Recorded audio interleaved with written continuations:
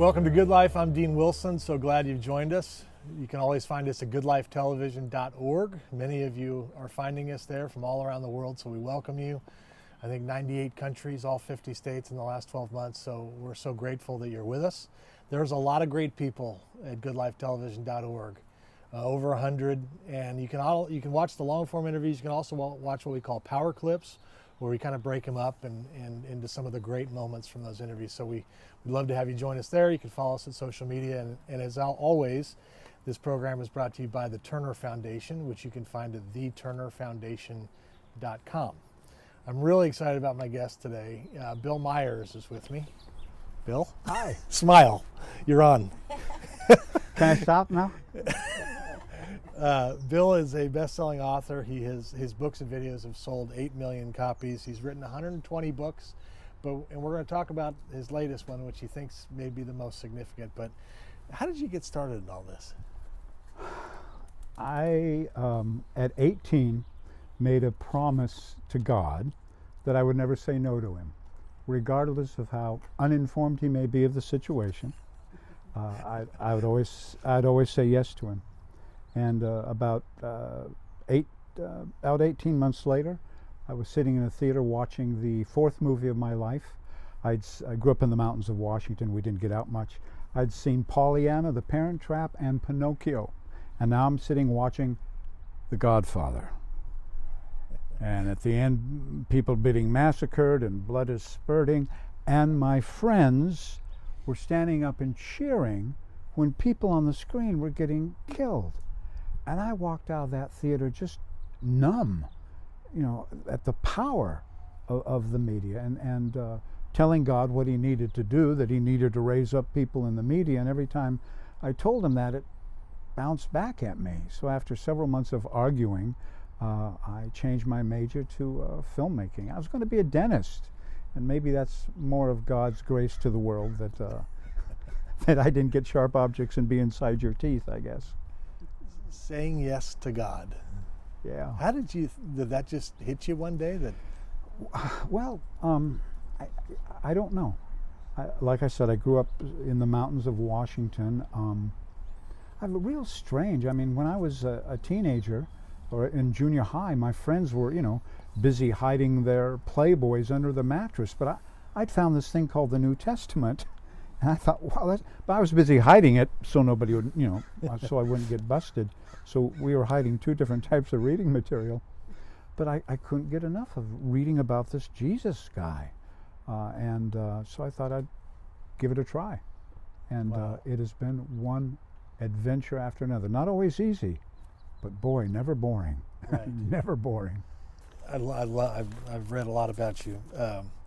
And you talk about life. You talk about, we need to make sure that the God that we portray is not this stale, angry, as you were saying earlier, note keeper. A grumpy old man keeping notes. Yeah. Yeah. And instead of a life-giving Jesus.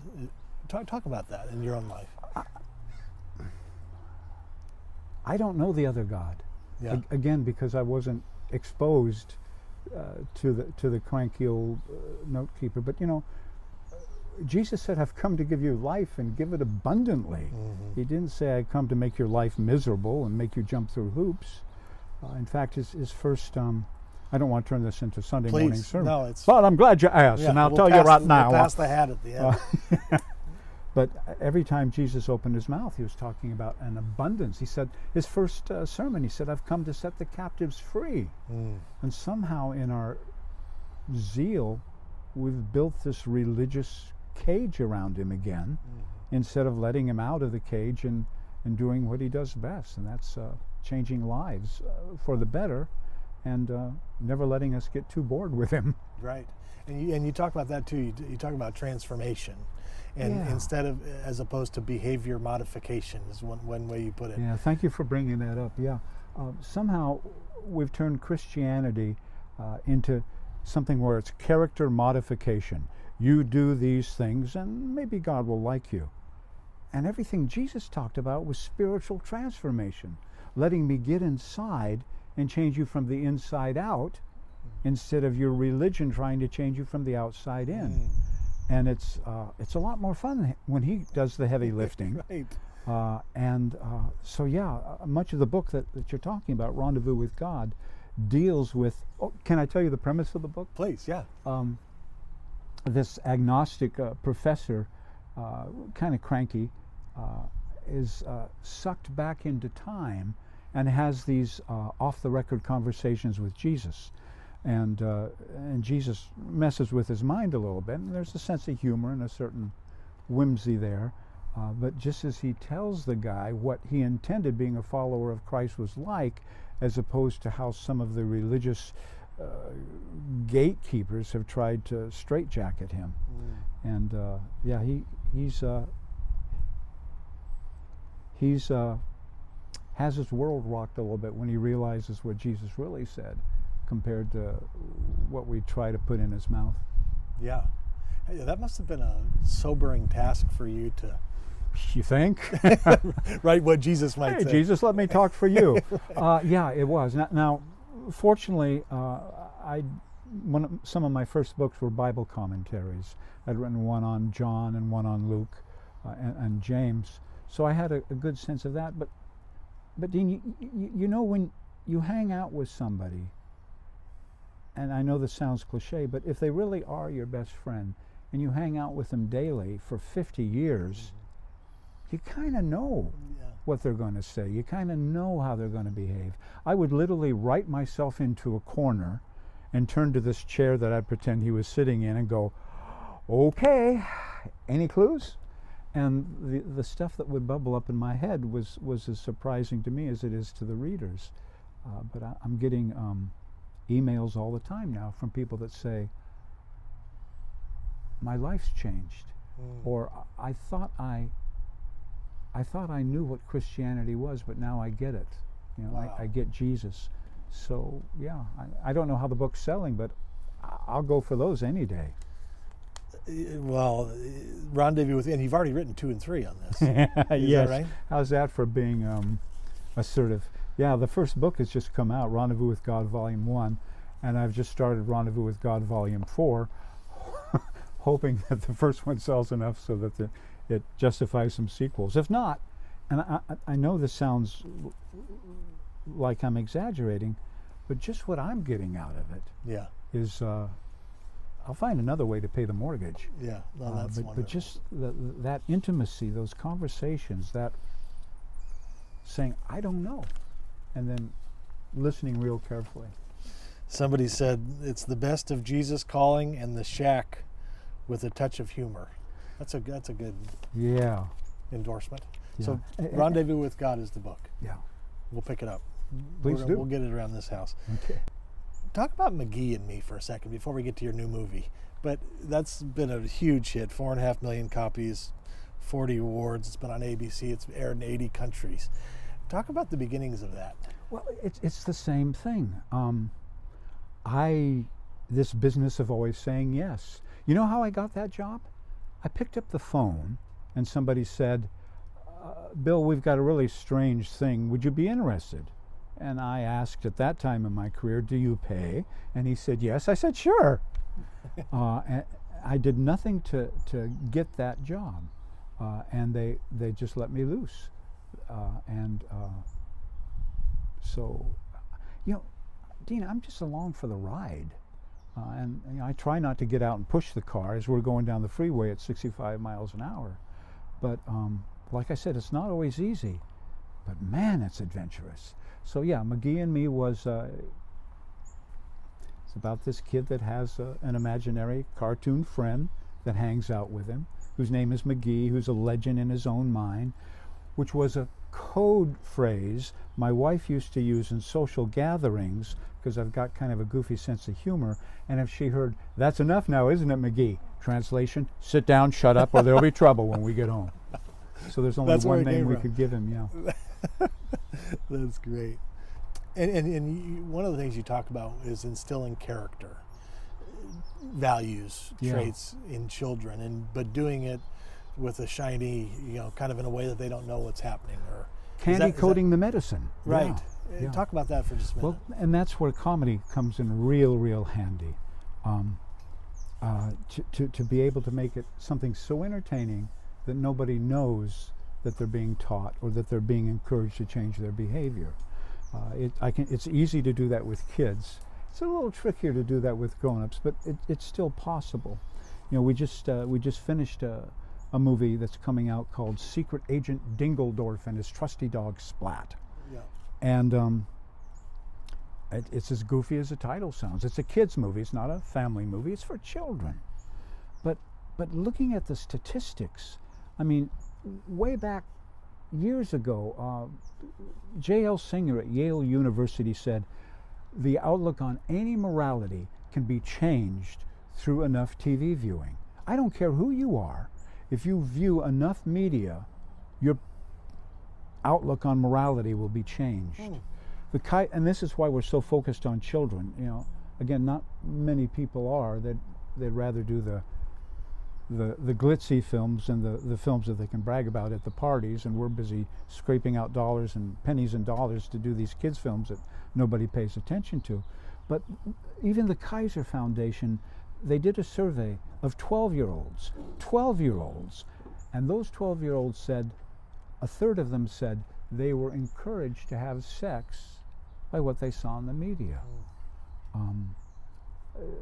George Lucas, for better or worse, said, you know, for better or for worse, the media has sort of become the church or the synagogue as far as laying out the moral guidelines.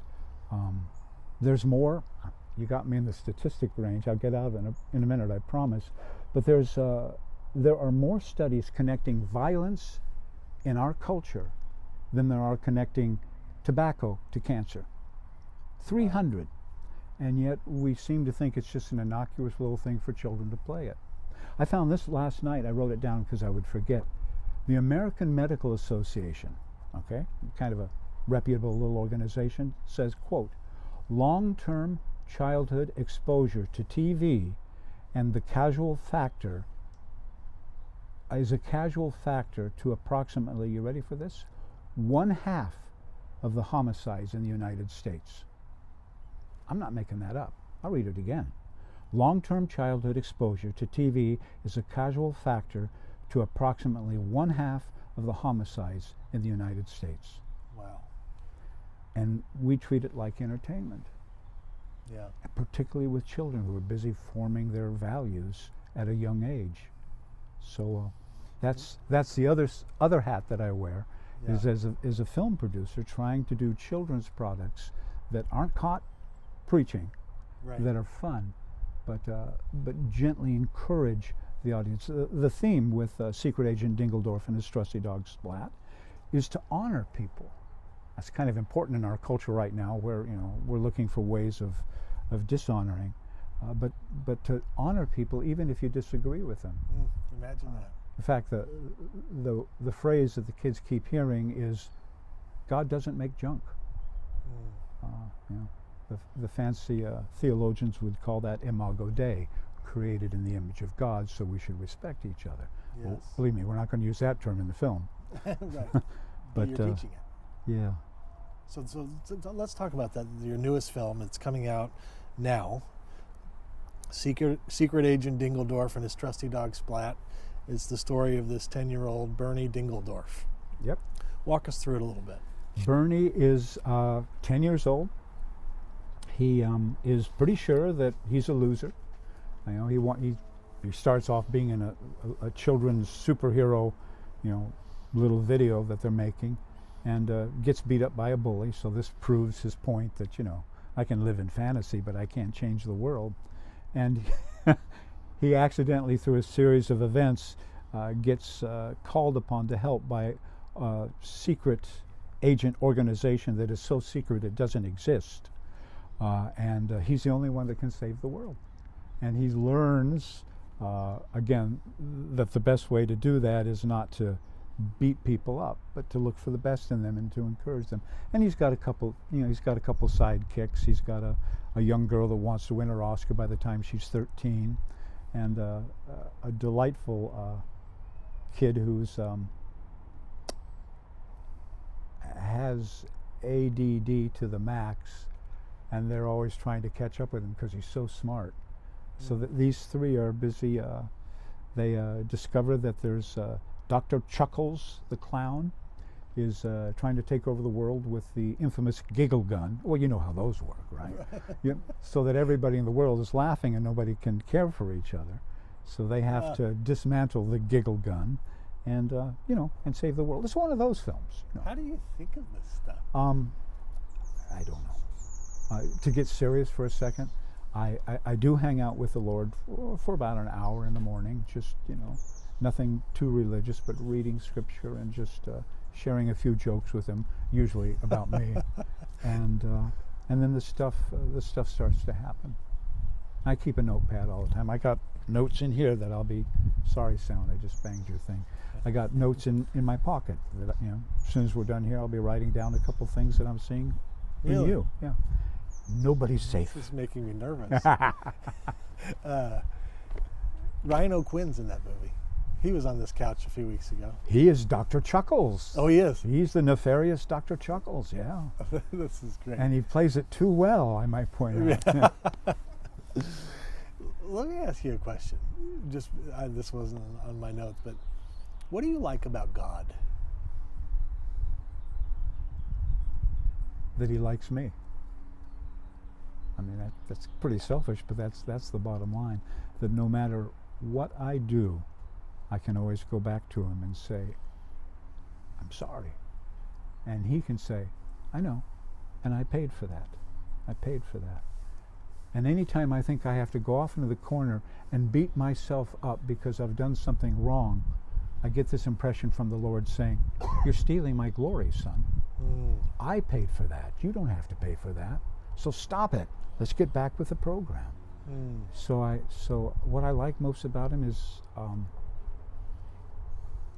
just this intense love that even when I'm the world's worst person, he's just sitting there saying, we done yet?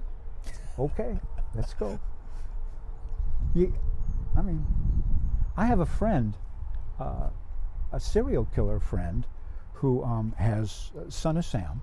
Way back before you and I were born, he was doing a serial killer thing.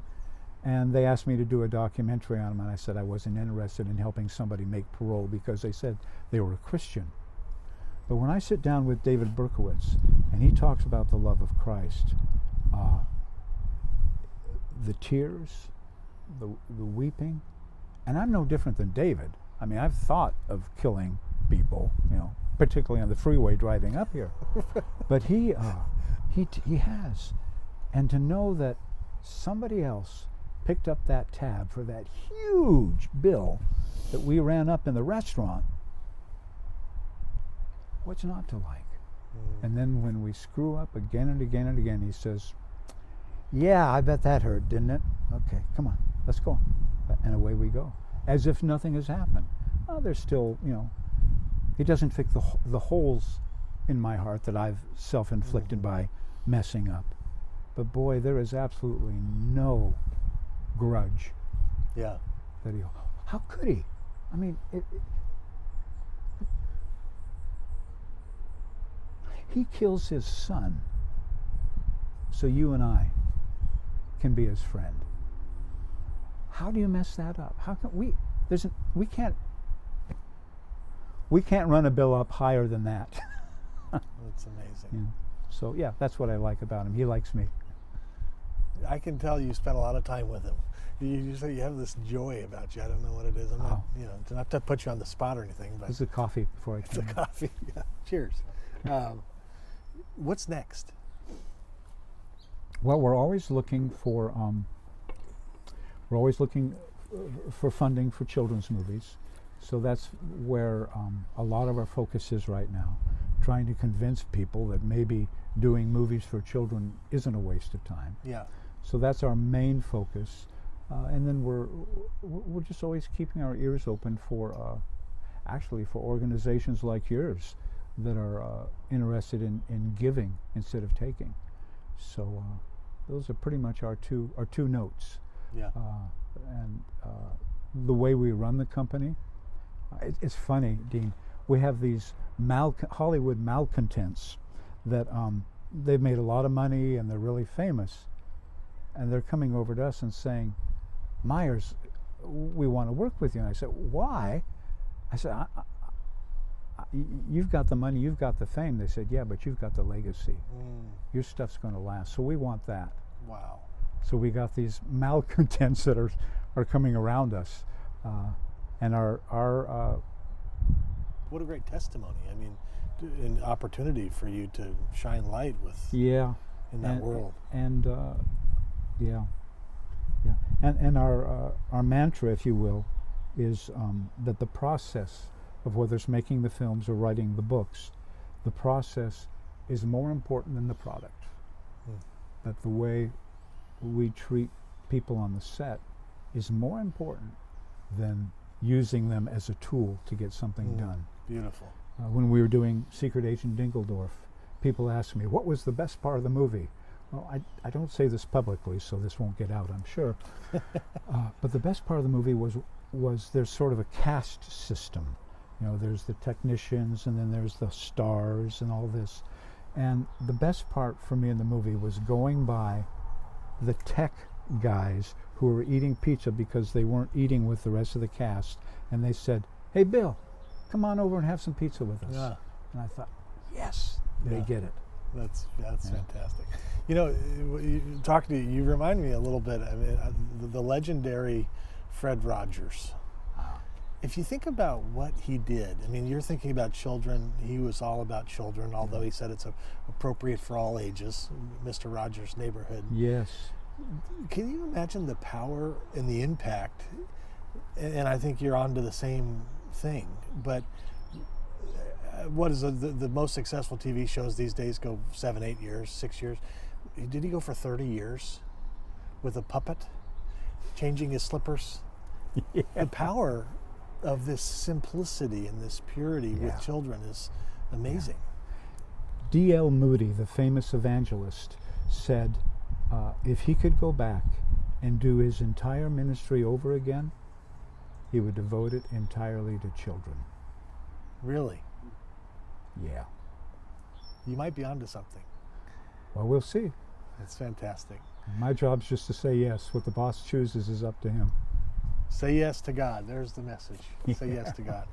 The book is Rendezvous with God. I highly encourage you to pick it up. And the movie, Secret Agent Dingledorf and His Trusty Dog Splat. We're going to see that in our household, even though we got all teenagers, but we'll still see it. I'm sorry. Bill, thank you. Yeah. God bless you. Thank you, Dean. You too. Yeah. We'll see you next time.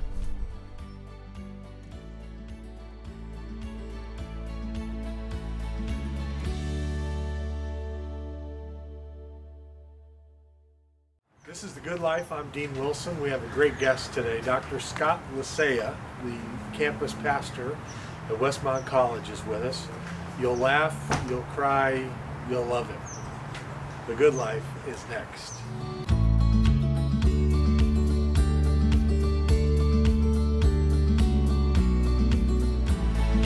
This is Good Life. I'm Dean Wilson. So glad you've joined us. I have Dr. Scott Lisea here with me today. Scott, welcome. Hey, thanks. Good to see you again. Scott's a friend and is the campus pastor at Westmont, in addition to being the assistant to the president for community and church relations. You got it. Did I get that right? Yeah, we tried to get a longer title. Yeah. Well, Cards were too short. right. Well, that's yeah. I can't believe I got that right. Let's tell me a little bit about just kind of your upbringing and where you were born, raised, your neighborhood, your parents. Yeah. Tell me about that. I was raised by wolves out in the wild. Yeah. That's no one's surprised by that. Right. Actually raised most my whole life up in Santa Cruz. My folks split when I was about 4. And so my mom moved my sister and I to Santa Cruz with her.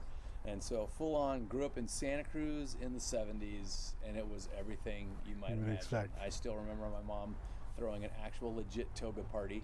And Really? we rented out our garage to some surfboard shapers, so I can still get nostalgic at the smell of fiberglass, and I think maybe it did some damage to my brain, sure. But yeah, so grew up with a single mom for some years, and then she remarried to my stepdad, and lots of freedom and no discipline growing up in Santa Cruz. Huh. Yeah. And Well, how did your relationship with your dad change after the split, or what do you remember, or how did that impact your life? Well, that's a good question. Actually, there's about a year of my life I have no memories of from that traumatic, Oh, really? 4 years old, yeah. Apparently lived with my aunt for a while, and then there'd be years at a time without my dad in the picture at all, largely due to alcoholism. But then some fun summer months where I'd go and spend the summer with him wherever he was, and those were great. But I think that had a pretty big impact on what I'd end up doing with the rest of my life. Which was kind of having a heart. Talk about that. Having a heart for the fatherless a lot of times. Yeah. Wow. Talk about meeting the Lord. I know there's a story about a donut shop. I've never heard you tell it, but I'd love to hear you tell it. Well, I was 15 and a half, and somehow it dawned on me that I did not know who God was. And I thought, I think you're supposed to know this. And so I asked everybody I knew. I asked my parents. I kind of grew up in this hippy-dippy kind of Eastern religion, kind of Santa Cruz, everything goes thing. I drove a Jewish friend to school each day. I worked at a pizza place with a Mormon girl. I just asked everybody I knew what they thought.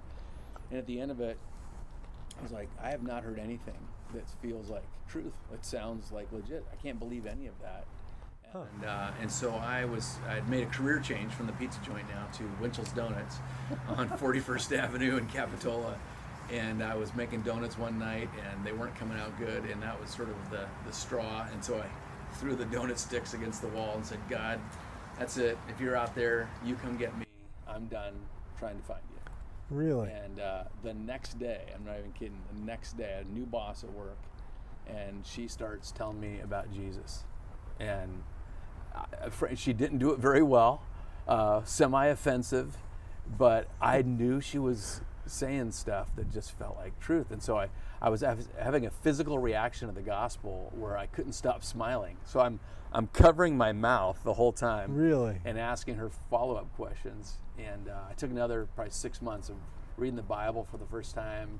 I'd get off work at 11:30 at night and go knock on her door and ask her more questions. And Really? Finally on August 8th, 1982, I knew I was just being stubborn at that point. And I was again alone at work, the donut shop, got down on my knees and on the tile and said, Jesus, I want you. I want it all. I want to follow you. Here's everything.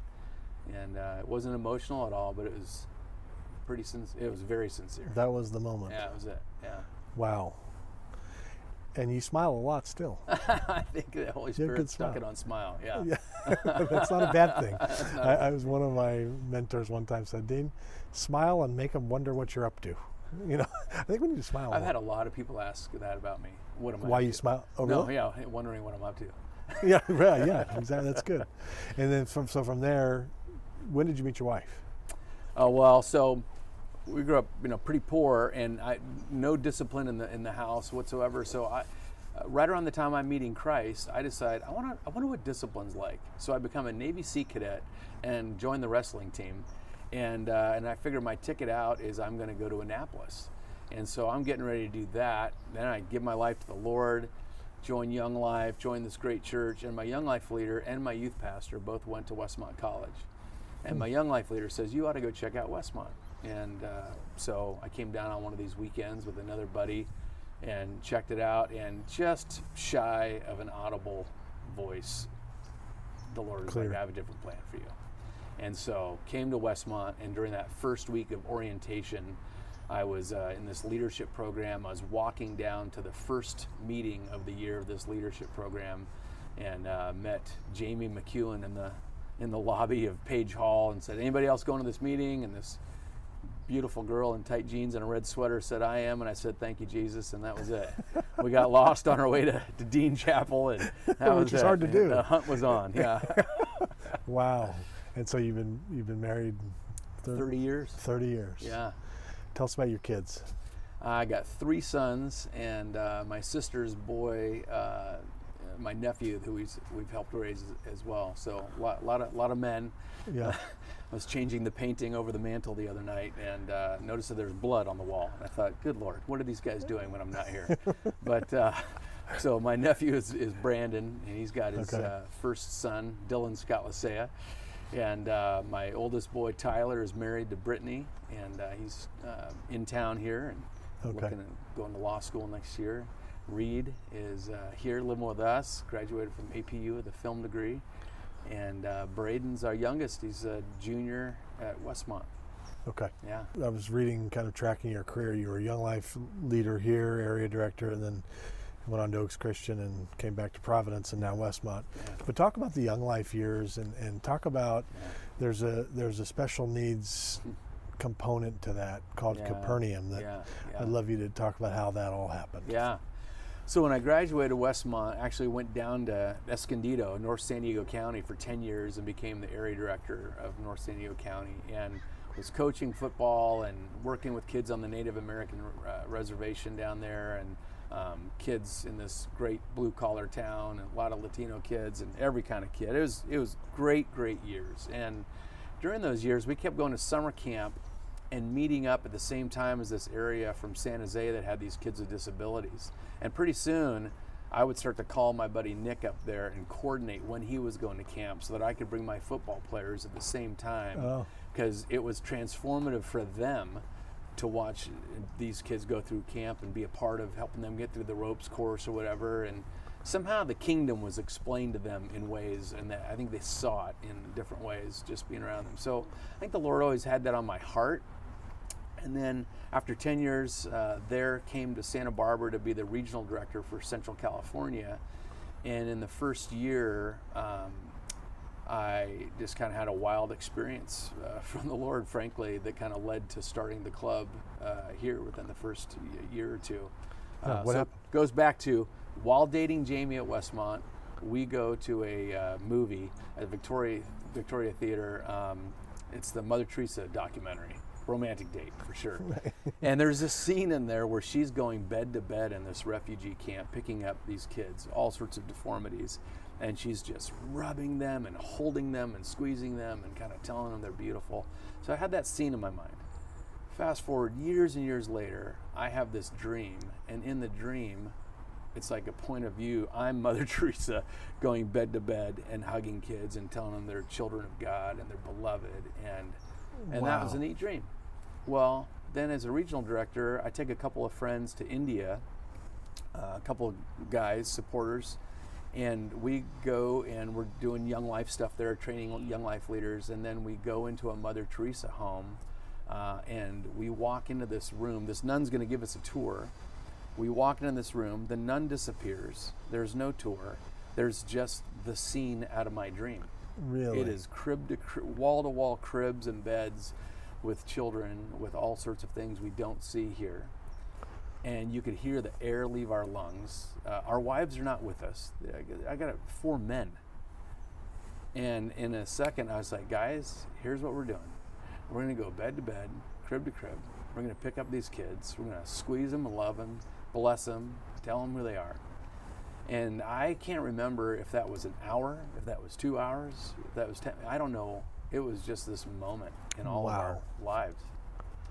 Came home, was like, that's it. Found a Westmont grad that wanted to go to San Francisco and work with inner city kids. And I said, how about if you stay here and help us start a ministry with kids with disabilities? And she said, she was courageous and said yes. We didn't know any kids.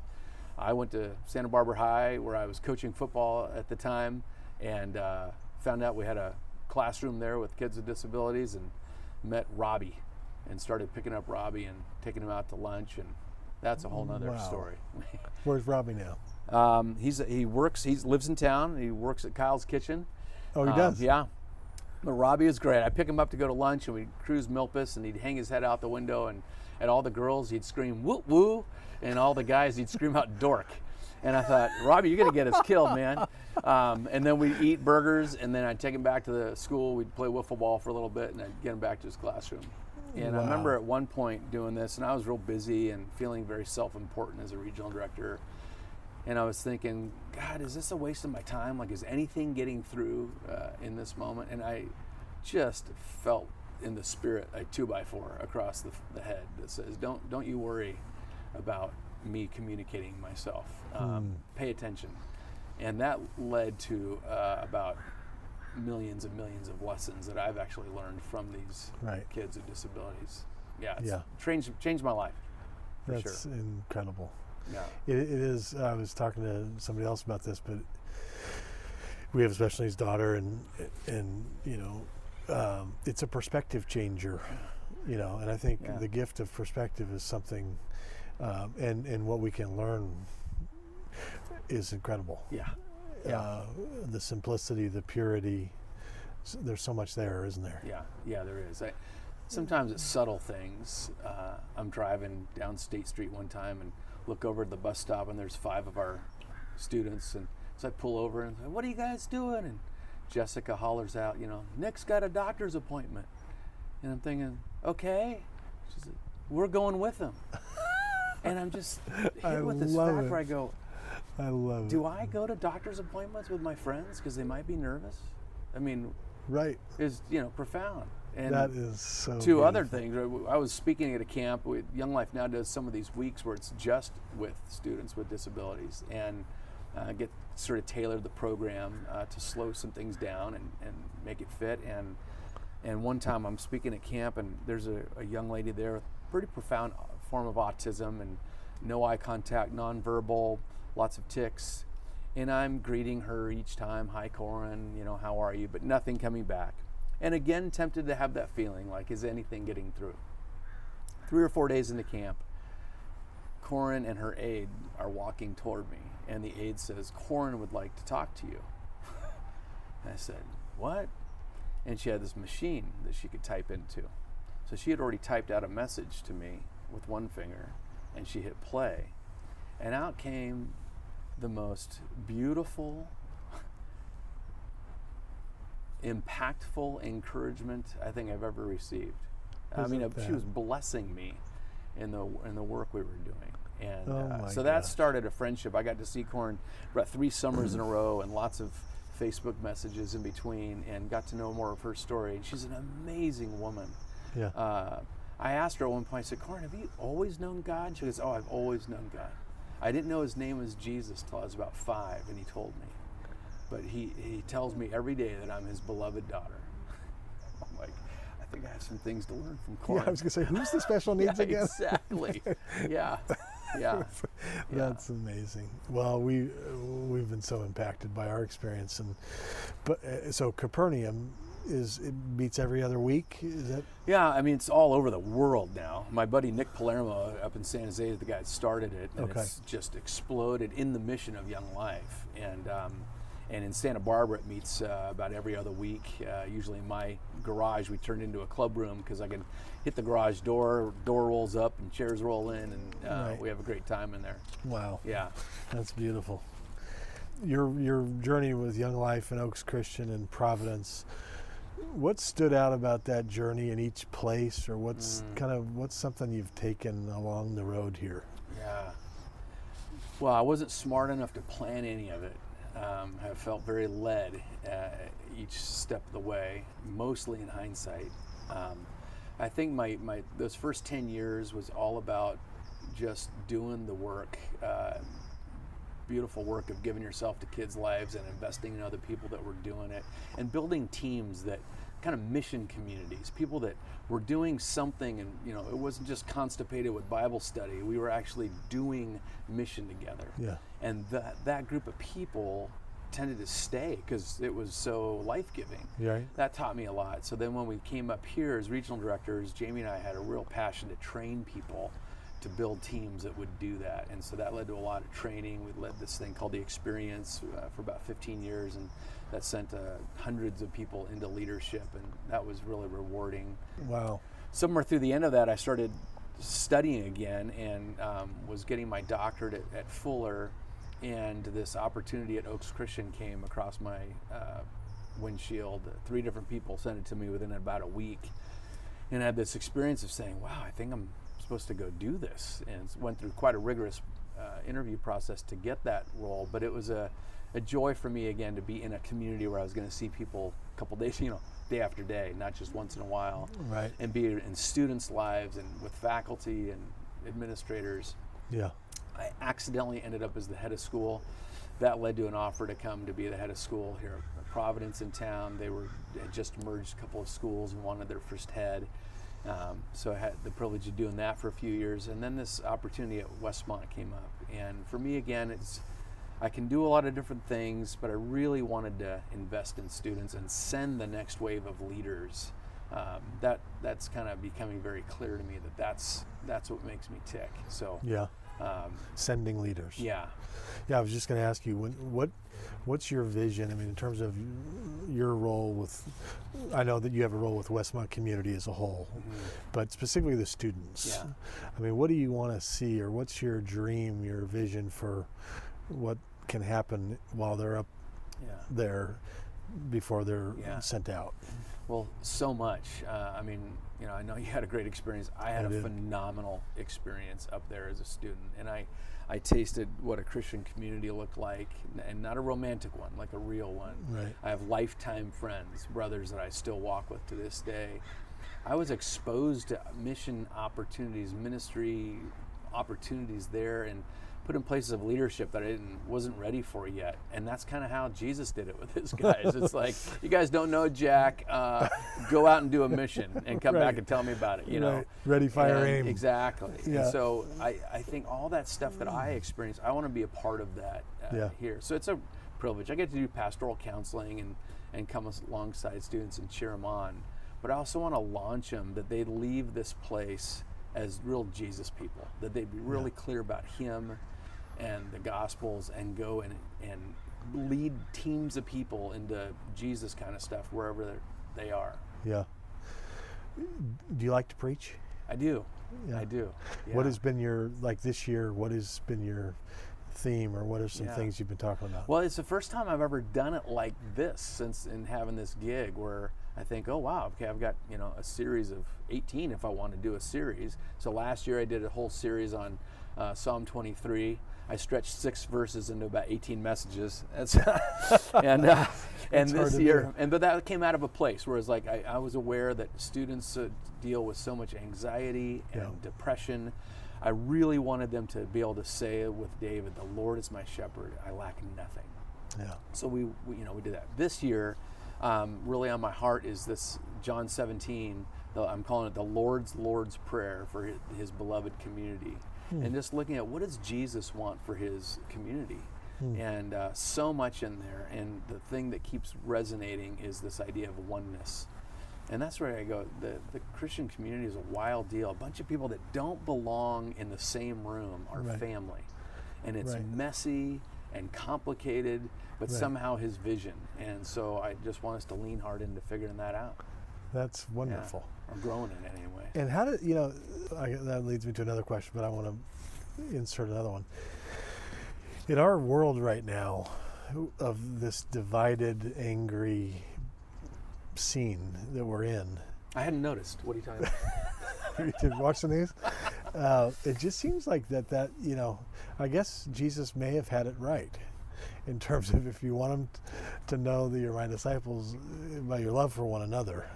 Because it seems like in this day and age, the contrast between that and what we've got is pretty stark. It's very stark. Yeah, the world is moving into a place, or at least our culture is moving to a place where it's almost as unity only in agreement. Right. And actually, that's not the Christian view of unity whatsoever. It's this idea of oneness. In the Hebrew, it's this word echad, which is like a symphony or a choir or a team. Many parts can come as one. Yeah. They don't diminish themselves, they don't melt, but they create something new in their oneness, right? And I think only Jesus people have access to this in a way that our culture does not. And we need to lean hard and, like you said, in love. It's not that the world's going to know you're my disciples by your t-shirts or even by your politics or by your ideologies. Right. But how about the ability to love an enemy? That's this profound Jesus idea. We ought to try it out. Right. I read the other day, I knew love your enemy was in there, but I didn't know it says, and if your enemy asks you for money, give it to him and don't expect it back. Right. Yeah, if you ask for your shirt, give him your coat. Say thank you very much. Because what would that do? What would that do? What would that do if someone comes Right. to throw a blow at you? You absorb it. Right. What does Yeah. that do?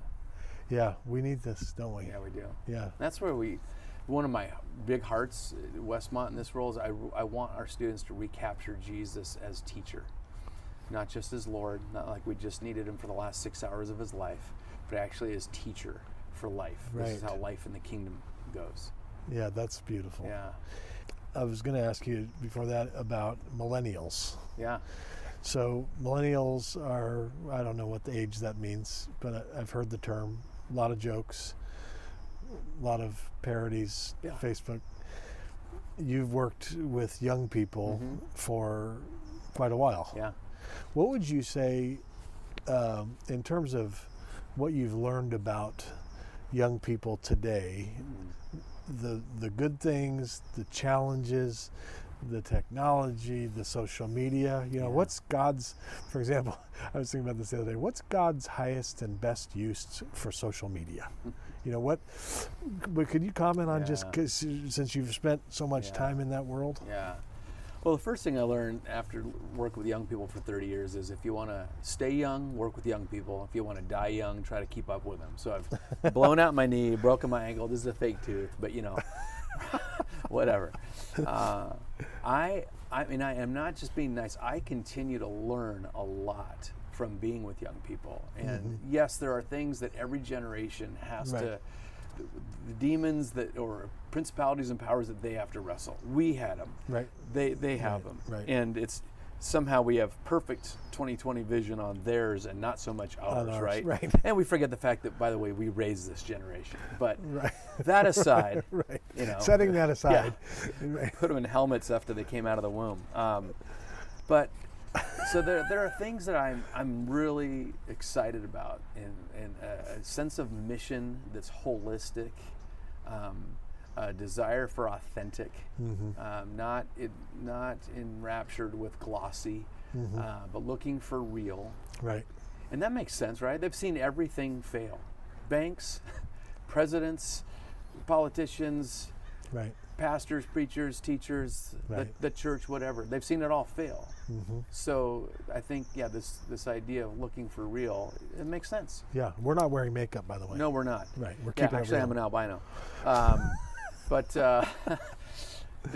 there's also, I think, we see this huge spike in anxiety and depression Yep. the year that smartphones became predominant. Oh, And that's obviously connected. There's lots of other things, but this fear of missing out, this bullying, this constant sense of measuring your value by how many people are paying attention to this faux life that you're presenting. right. That's a tough go. Right. I even think of being, in a conversation like this, where we both probably have smartphones in our pockets, and if one buzzes, then that means something else is going on. You and I didn't grow up with that. Right. It's a tough way, it's Right. literally changing attention spans, Right. abilities to sit and read for long periods of time. Right. I think we'll see a corrective. I think we're already seeing some of it. People sort of, making Luddite vows to, get it rid of down. some stuff. Right. But I think that's a distinct thing they're wrestling with. Right. And they're craving authentic. An actual real connection, not Yeah. the fake social connection. Right. But don't always know how to get there. I've had some conversations with college students, sincere, looking me in the eyes saying, I don't know how to hold a conversation.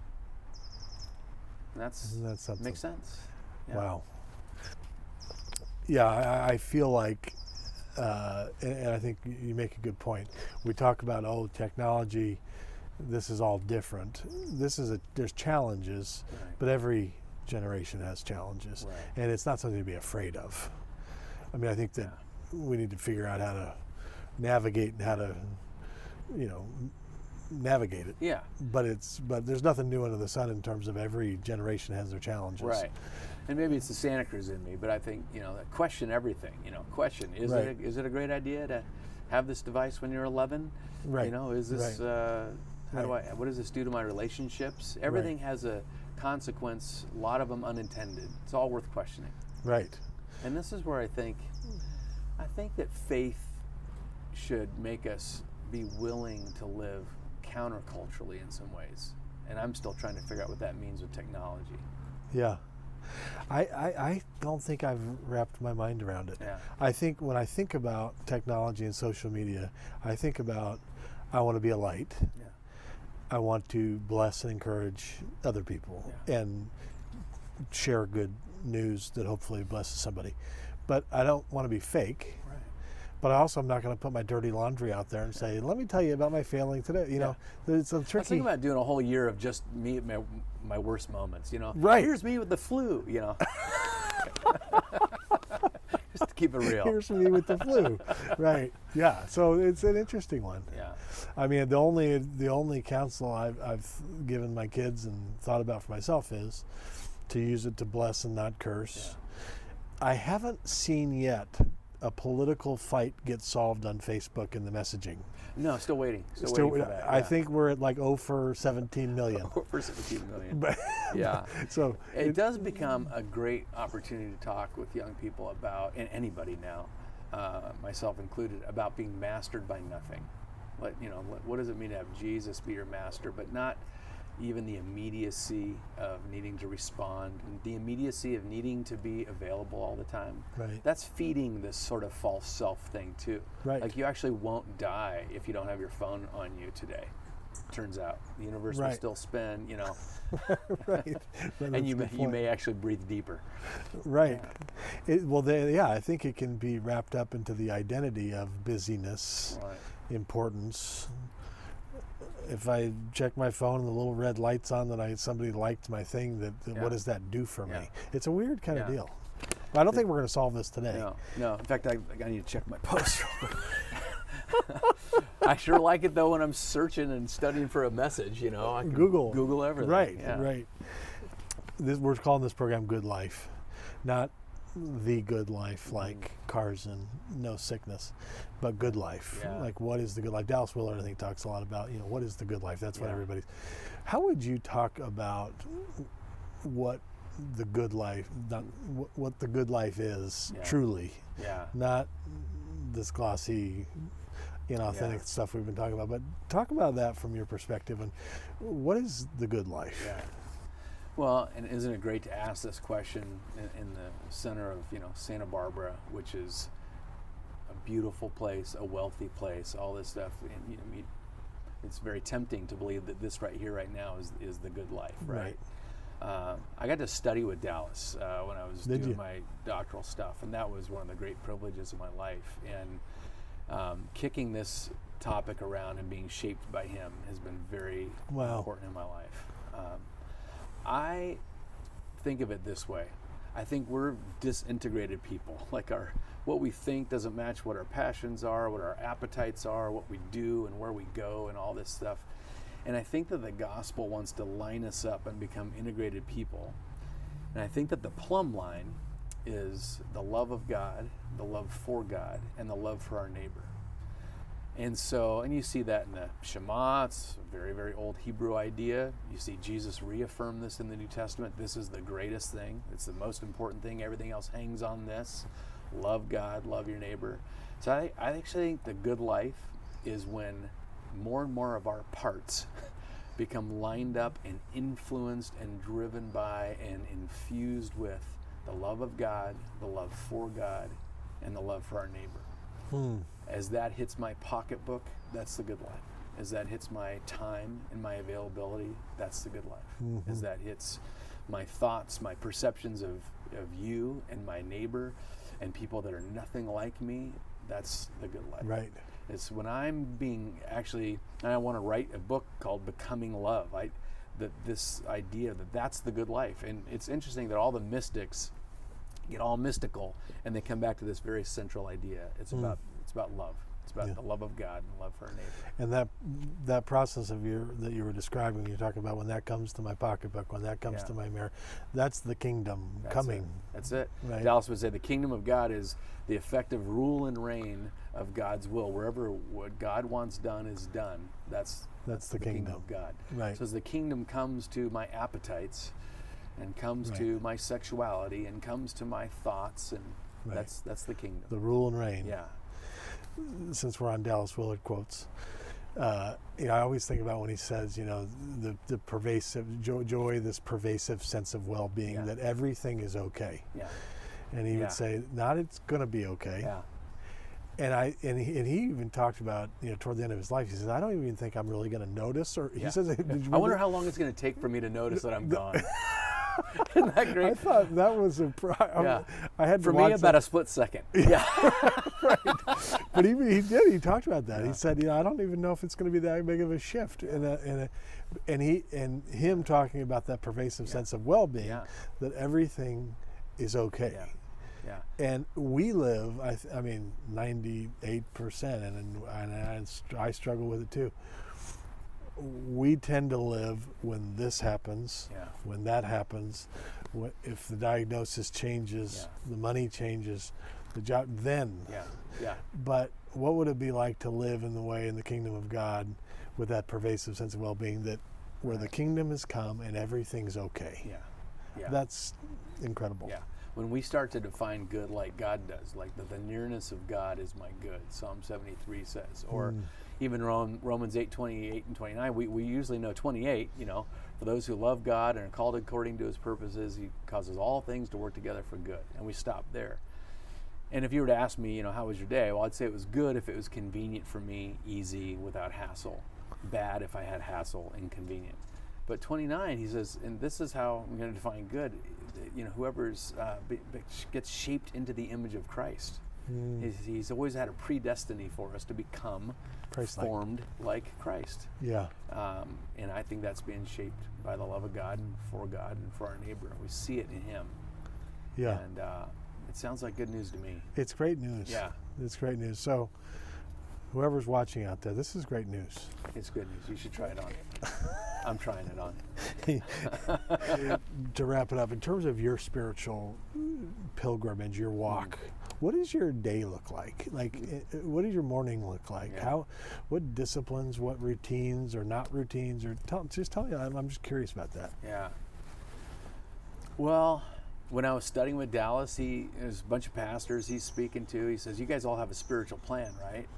And we all just looked at our shoes. It was just crickets, like, a spiritual plan. Do you know what a spiritual plan is? I don't know. And he talked about, you don't just lapse into faithfulness or be conformed into the image of God, or by accident, becoming loved by accident. Yeah. And so it's this idea of how do you employ these spiritual disciplines to help you become what you are intended to be. And as I get older, the more and more I try to carve out more and more of a morning where there is nobody except Jesus and Jamie, and Jamie and I together seeking Jesus, and that has been transformative. So try to carve out a good chunk of morning of reading and praying, because I need it. It's not because I'm holy. No. Spiritual disciplines are not about holiness as much as they are about wisdom. I need to be remade every day, at least. There's a great George MacDonald quote: "We who would be born again indeed must be awaken our souls unnumbered times a day." So I set my phone to remind me of the daily office. That doesn't always mean that I then go to the app and read through the office, but sometimes it's just I'm in the middle of a meeting, I see it, and I just try to remember I'm in the Lord's presence. He's totally here and available, and let's go. Yeah. So there's that thing.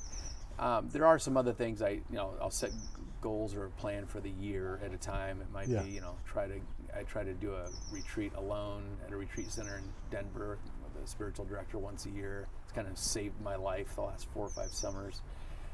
Really? Yeah, and and different seasons, different disciplines. Yeah. So that's great. I'm with you. I really feel like I can't start my day anymore without some time. Yeah. And if I've got an early thing, then I'm just got to get up earlier. Yeah. I feel like I'm really bad news for the world if I don't. That turns out. We don't want to turn ourselves loose on the world without that. I'm trying to protect y'all. Thank you. Scott, thank you. Great to be with you. It's great. Thanks. Thanks for watching. We'll see you next time. Awesome. I like your socks, by the way. Thank you. Did we get those? You got to put that in.